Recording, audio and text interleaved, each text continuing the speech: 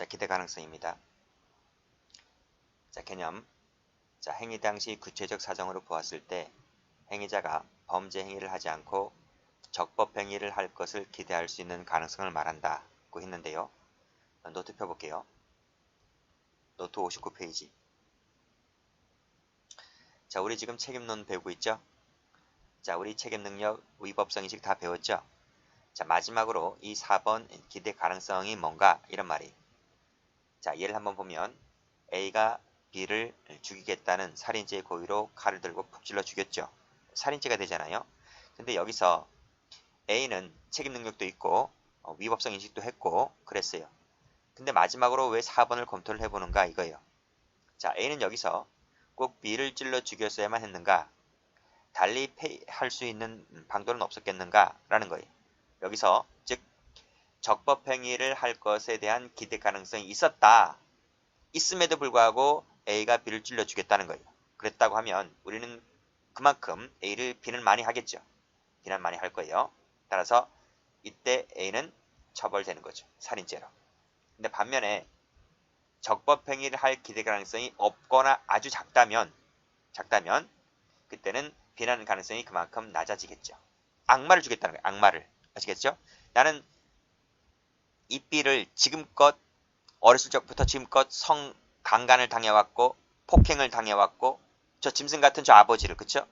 그래서 나는 어쩔 수 없이 찔러 죽일 수밖에 없었다고 하면 그때는 비난 가능성이 그만큼 낮아질 것이고 따라서 처벌을 면한다 이런 말이.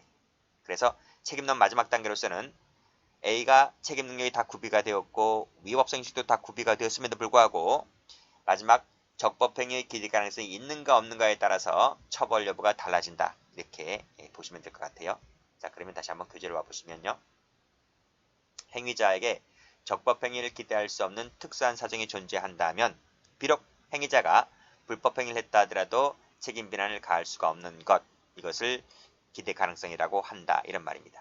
이 기대 가능성은 적법행위를 기대할 수 없다는 이 불가능성이라고 하는 것은 책임을 조각하는 사유가 된다. 이런 말이에요. 자, 이 기대 가능성은 이 규범적 책임론에서 등장하는 개념입니다.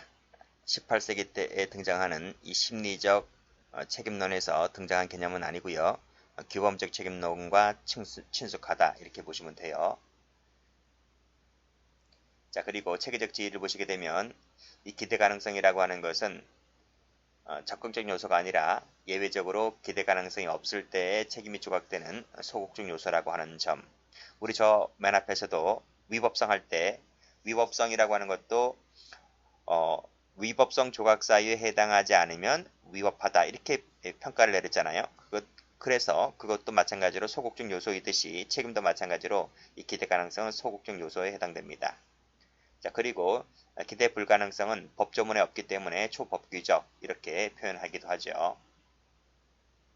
자, 그러면 이 기대 가능성을 누구를 기준으로 해서 판단할까? 이 판단 기준을 봅니다. 여러분들은 다수설 판례가 취하고 있는 평균인 표준설, 평균인 동그라미 치시면 돼요.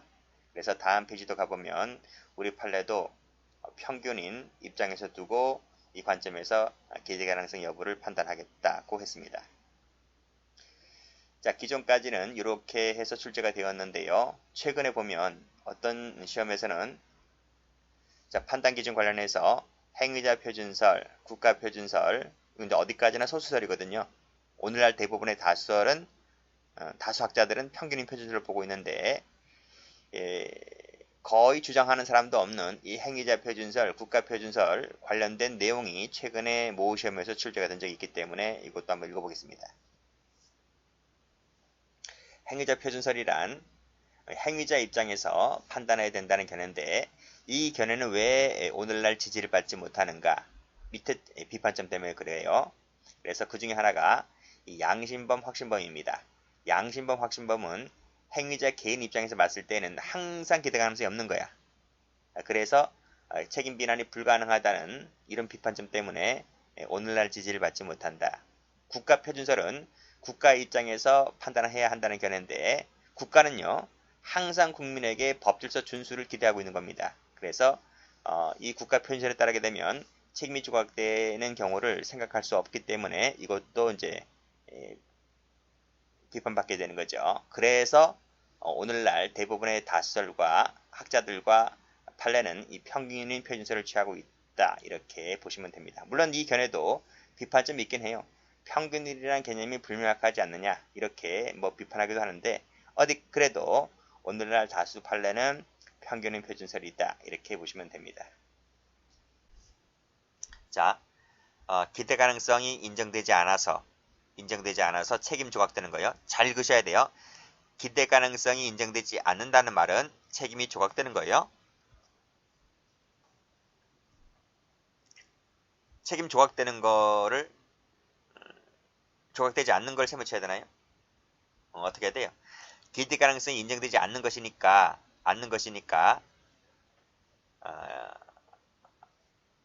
그쵸? 세무쳐야 되겠죠? 인정되지 않는 것 항상 세무쳐 왔으니까요. 자, 동해 방면에서 명태자기비를 하다가 기관 고장으로 지금 납치가 되었습니다. 납치 세무치시고 그래서 북계를 찬양 고무 동조하였다. 이 사람에게 적법행위를 기대할 수 있어요? 우리 평균 입장에서 봤을 때 당신은 북한에 가서 남한을 찬양해야 되고 북한을 비방하고 이렇게 할 수 있어요? 그럼 죽어요. 총살당해요. 그래서 뭐다? 어쩔 수 없이 살기 위해서는 북계를 찬양 고무할 수밖에 없는 거죠. 그렇죠? 그랬다고 하면 살기 위해서 부득이 나온 것이기 때문에 이 피고에게 있어서 뭐다? 적법행위 기대 가능성을 인정할 수가 없어서 따라서 책임이 조각된다. 이런 말입니다. 됐죠? 자, 수험생이네요. 세무쳐 보시고. 자, 수험생이 어떤 우연한 기회에 문제를 알게 됐어요. 자, 문제를 알게 되었다.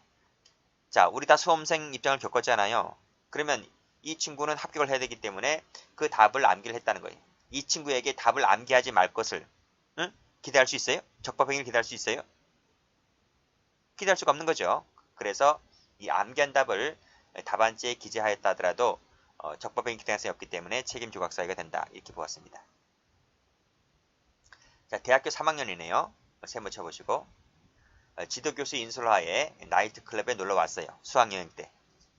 그쵸? 근데 그 나이트클럽 관계자가 일부만 밑줄 그시고 학생증을 제시받았다는 거예요. 근데 34명 중에 딱 한 명이 미성년자가 있었던 거예요. 미성년자. 그러니까 이 친구는 학교를 빨리 들어왔죠. 그러니까 17살쯤 고등학교 1학년 나이에 검정고시를 통해서 1학년 나이에 대학교를 들어온 거예요. 근데 3학년이 되다 보니까 아직도 미성년자인 거예요. 그랬을 때 이 나이트클럽 관계자에게 마지막 줄 그들의 증명서를 일일이 확인하는 것을 기대할 수가 있어요? 기대할 수가 없다는 거지. 대학교 1학년이 아니고 3학년이 됐기 때문에 라고 해서 이것은 적법행위 기대 가능성이 없기 때문에 책임 조각 사유가 된다. 이런 말입니다. 다음 4번 볼게요. 4번은 비교되는 판례가 있기 때문에 체크 한번 해볼게요. 자, 기업이 불황이라는 이유만으로 임금이나 퇴직금을 지급하지 않으면 안 돼요. 그럼 근로기준법 위반죄 처벌됩니다. 근데 사용자가요. 모든 성의와 노력을 다 했어요. 다 해서 임금 체불 등을 막으려고 모든 노력을 다 해서 여기저기 돈을 빌려 다녔다는 거예요. 빌리고 다니고 해서 근로자들에게 퇴직금, 임금 등을 주고 했는데 못 주는 사람들도 있었어요. 근데 내가 주고 싶지 않아서 주지 않은 게 아니라 모든 성의와 노력을 다 했는데 일부는 구하고 일부는 못 구했다는 거예요. 그래서 최선의 노력을 다하였다. 세무 쳐보시고. 라고 해서 도저히 지급기일 내에 줄 수가 없었다라고 하는 그러한 불가피한 사정이 인정되잖아요. 인정될 때는 이걸 뭐로 본다? 책임 조각 사유로 본다. 이렇게 보았습니다. 자, 비교되는 판례가 나와 있다 그랬죠? 다음 페이지 한번 가보시면요. 자, 8번 한번 볼게요. 체크하시고. 자, 어떻게 됐어요? 경영부진이 됐네요. 경영 상태가 지금 악화되자 경영부진을 이유로 근로자들을 권고 사직시키는 등 그랬네요. 근데 이건 뭐였어요? 인원 감축에 치중하였다. 자르는 데에만 치중했었지. 그 밑에 보면 뭘 안 했나요? 청산을 위한 변제 노력 이런 거 안 했어요. 그 다음에 구체적으로 변제 계획이 제시된 바가 없었고 또 근로자 측과 성실한 협의를 한 적도 없고 그랬다고 하면 뭐다? 이것은 책임 조각 사유가 되지 못한다. 근로기준법 위반죄로 처벌된다. 이런 말입니다. 그러니까 사장을 잘 만나야 돼요. 이런 사장 만나게 되면 힘들죠. 자, 그 다음 다시 앞으로 한번 가보시게 되면 1번 판례 나와 있죠? 1번 판례 별표 한번 쳐볼게요. 자, 1번 판례는 어떤 판례인가 하면 노트를 펴볼게요. 자, 황제 룸주점 사건인데 갑과 을이 공범입니다. 나이트클럽에 와서 룸주점에 와서 놀다가 어떻게 하다가 이 손님 룸에서 나와가지고 어떤 지나가는 행인들을 강도하는 과정에서 이 갑과 을이 강도상해죄의 공범인데 이 갑이란 놈은 먼저 붙잡혔고 을이란 놈은 튀었다 이거예요. 자, 갑이 먼저 붙잡혔다 했죠. 그래서 갑이 여기서 재판을 받았어요. 갑이 먼저 체포가 되었고 그리고 기소가 되어서 재판을 이미 확정되었고 그렇죠? 여기서 확정됐습니다. 유죄 판결이 확정됐습니다. 강도상해죄로. 그래서 이 사람은 지금 복역 중입니다. 복역 중. 됐어요? 여기까지. 그리고 나서 확정이 되었고 지금 여기서 이 시점에서 복역 중입니다. 그렇죠? 복역 중이란 말이. 그 복역 중일 때 도망간 을이 여기서 붙잡혔어요. 붙잡혔고 구속되었고 지금 여기서 재판을 받고 있어요. 자, 먼저 재판이 확정되었고 지금 복역 중인 갑이 을 사건의 증인으로 출석할 수 있죠. 그렇죠? 이렇게 증인으로 출석을 했어요. 출석을 했는데 이때 갑은 선서하겠죠. 증인 선서하겠죠. 뭐라고 선서해요? 나는 진실만을 말할 것을 선서합니다. 라고 선서했잖아요. 근데 우리 일반인이 봤을 때도 우리 일반적 평균인이 봤을 때에도 이 갑은 여기서 재판이 확정되었기 때문에 그 이전에 확정되었기 때문에 이 법정에 나와서 증인 출석을 했을 때 진실만을 말할 것을 기대할 수 있잖아요. 기대가 가능하잖아요. 왜요? 일사부재일이라고 하는 적지 마시고요. 규제 있으니까 일사부재일이라고 하는 헌법상의 원칙이 있잖아요. 즉 하나의 사건에 대해서 두 번 재판받지 않는다고요. 앞에서 강도상해죄로 재판이 확정이 되었기 때문에 동일 사건에 대해서 다시 재판받을 일이 없단 말이에요. 그래서 우리는 이 갑에 대해서 진실을 말할 것을 기대할 수 있음에도 불구하고 갑은 이 법정에 나와서 거짓을 했다는 거예요. 거짓을 했다. 그럼 뭐가 돼요? 위증죄로 처벌받는 거예요. 그것이 판결료지에 나와 있습니다. 자, 가보시면 자, 일사부질이란 말 나와 있죠. 첫 번째 줄에. 자, 세 번째 줄에 유죄의 확정 판결을 받았다. 확정 판결에다가 동그라미 쳐볼게요. 됐어요? 자, 유죄든 무죄든 확정 판결을 받게 되면 재심 사유에 해당하지 않는 이상 두 번 재판받을 일이 없단 말이에요. 그랬다면 이제는 어떻게 되는 거예요? 이제는 사실대로 증언을 해줘야 돼요. 진실을 말할 것을 우리는 충분히 기대를 할 수 있단 말이에요. 마지막 줄에 뭐가 돼 있어요? 사실대로 진술할 것을 충분히 기대 가능하단 말이에요. 그랬음에도 불구하고 자, 판례 2번 역시 확정 판결 확정이 됐다는 거, 유죄 판결 확정되었다 동그라미 치시고 그러니까 별건으로 기소된 사건에서 자신의 범행을 부인하는 일을 했었다면 뭐가 된다? 위증죄가 된다. 이런 말입니다. 중요한 판례죠? 이 판례는 강론의 감이 위증죄 할 때 다시 한번 나옵니다. 자, 다음 판례입니다. 자, 포탄 피해를 절취하는 현장을 목격했다면 이 절도범을 체포하거나 누군가에게 신고해서 체포하게끔 해야 되잖아요. 그런데 상사에게 보고하지도 않고 묵인했다면 책임 인정되어서 처벌되는 사건입니다. 자, 아무리 비서라는 특수 신분이라 할지라도 공동 피고인들의 지시를 거절할 수 없어서 뇌물을 공유했다. 뇌물 공유가 범죄 행위잖아요. 그렇죠? 그래서 비서라는 신분관계라 할지라도 뇌물을 공유하지 말아야 하는데 뇌물 공유했다면 범죄 행위에 동조한 것이기 때문에 처벌되는 사건입니다. 밑에도 마찬가지죠. 범법 행위를 하였다. 즉 직장 상사가 범법 행위를 하는 데 있어서 가담했다는 거죠. 즉 상사와 부하는 직무상 지위 복종 관계이긴 하지만 같이 범죄 행위를 했다는 것 자체가 처벌되는 사건입니다. 자, 밑에 판례는 위법성 정당행위에서 한 바 있죠. 상관 명령이 절대 복종, 불문일이라 할지라도 그 명령이 위법 명령에 따른 것이라면 그렇죠? 범법행위까지 하는 것은 위법성 조각도 안 되고 책임 조각도 안 된다는 부분 설명했을 겁니다. 처자가 생활고로 행방불명이 되었다는 거예요. 자, 군대를 이탈했습니다. 그러면 될까요? 안 됩니다. 긴급피난도 아니고 책임 조각도 아닌 겁니다.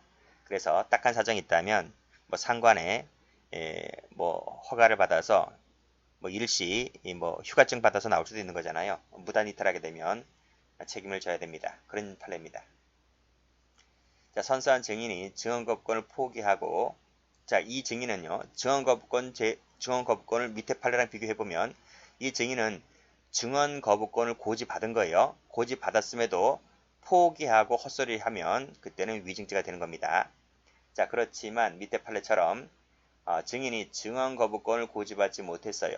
그래서 이 친구는 법에 증언거부권이 있는지도 모르기 때문에 행사하는 데 있어서 사실상 장애를 초래가 되었다면, 왜요?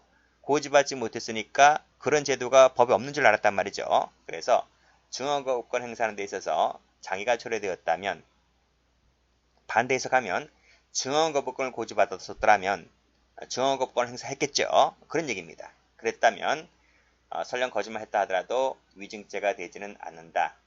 이런 판례입니다. 그쵸? 우리 증인이 뭐 다 법에 증언거부권 제도가 있다는 것을 다 아는 게 아닙니다. 모르는 사람도 더러 있습니다. 그렇기 때문에 법관은 반드시 증인에게 증언거부권이 있다는 것을 고지해 줘야 되거든요. 근데 그걸 고지받지 못했고 이 사람은 그래서 증언거부권 행사하는 데 있어서 장애가 초래가 되었기 때문에, 따라서 이 증인은 보호할 필요가 있다는 거죠. 그래서 위증죄 성립을 부인했던 것이고요. 자, 이런 취지하에 이 7번 판례를 해석하면 이 친구는 뭐다? 증언거부권을 고지받았다라고 해석을 해야 되는 거예요. 받았음에도 그 증언거부권을 포기하고 헛소리하면 그때는 법의 보호를 받지 못하게 됩니다. 그래서 이때는 위증죄가 되는 것이죠. 자, 영업정지 처분이 내려졌는데 이제 이 영업하던 분이 이제 행정소송을 제기한 거야. 그래서 행정법원에서 집행정지 결정이 내려진 겁니다. 근데 그 집행정지라는 것이 이것이 이제 임시처분이거든. 가처분 했는데 이제 받아들여졌고, 그 처분이 이제 잠정적으로 받아들여졌다는 것이죠. 확정적이 아닙니다. 잠정적 판단이기 때문에 아직까지는 네가 잘했다, 잘못했다가 결론이 나와 있는 것이 아니라는 거죠. 그래서 그때까지도 확정 판결이 나올 때까지 조심해야 되는데도 불구하고 피고인에게 적법행위 기대 가능성이 없다라고 볼 수는 없는 것이다. 여전히 적법행위 기대 가능성이 있는 겁니다. 확정 판결이 나올 때까지는. 근데 역시 이 잠정적으로 받아들였다라고 하는 것만으로 이 영업하시는 분이 종전하던 영업행위를 계속했다는 거지. 그쵸? 네 손을 완전히 들어준 게 아닌데 근데 여전히 하던 행위를 계속했기 때문에 이것은 처벌받아 마땅하다, 이런 얘기입니다.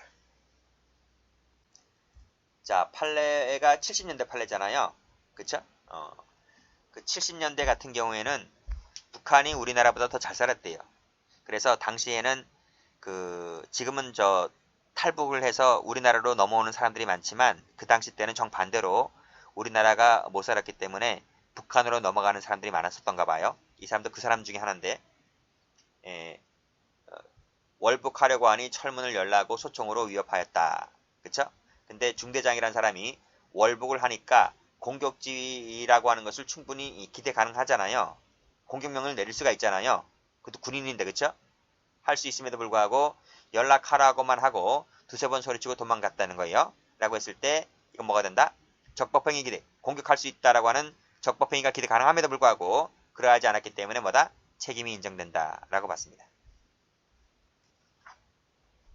다음, 자, 당직자 회의 장소가 아닌 음식점에서 일반 당원도 포함시켜서 술 등을 제공하면 됩니까? 당연히 공소법 위반죄로 처벌되는 거죠.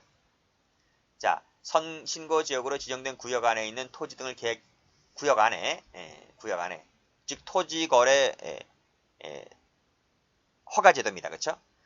구역 안에 있는 토지에 대해서 계획을 체결하고자 할 때는 신고를 하게끔 되어 있는데 이것이 미등기 전매래요. 동그라미 치시고. 라 할지라도 신고를 해야 됩니다. 신고를 하지 않고 하게 되면 국토유형관리법 위반죄로 처벌됩니다. 불법 건축물입니다. 동그라미 치시고. 접수가 거부됐어요. 거부가 된 적도 있고 형사처벌까지 받았다는 거예요. 그럼 하지 말았었어야지. 그걸 기대할 수 있잖아요. 그러함에도 불구하고 계속해서 이 불법 건축물에서 영업행위를 했다는 것 자체가 뭐가 된다? 관련법 위반죄로, 식품위생법 관리법 위반죄로, 무신고행위죄로 처벌된다. 이런 말이죠. 자, 그 다음 당국이 모든 옥내외 집회를 부당하게 금지하고 있다 하더라도 그 집회 신고라는 기대 가능성이 없다고 할 수는 없다. 신고를 하라는 거예요. 신고하고. 즉 모든 옥내외 집회를 부당하게 금지하고 있다 하더라도 그건 별 문제라는 겁니다. 일단 집회를 하고자 한다면 신고를 하고 해야 된다는 거예요. 근데 어떻게 했습니까? 신고하지 않고 집회를 한 것은 집시 위반죄로 처벌되는 거예요. 북한 주민과 접촉할 때는 반드시 통일원 장관의 승인을 받아서 해야 되는 거죠. 그걸 하지 않았기 때문에 처벌되는 것이고요. 시험 문제를 알려주면 돼요? 안 되죠. 라고 했을 때 위계를 통해서 입시 업무를 방해했다. 업무 방해죄가 되는 것입니다. 자, 다음 판례입니다. 자, 쭉 읽어보시고요. 자, 네 번째 줄 보면 담배 제조업 허가 없이 담배를 제조한 것이 담배사업법 위반으로 기소된 사안이었는데 자, 쭉 읽어보세요.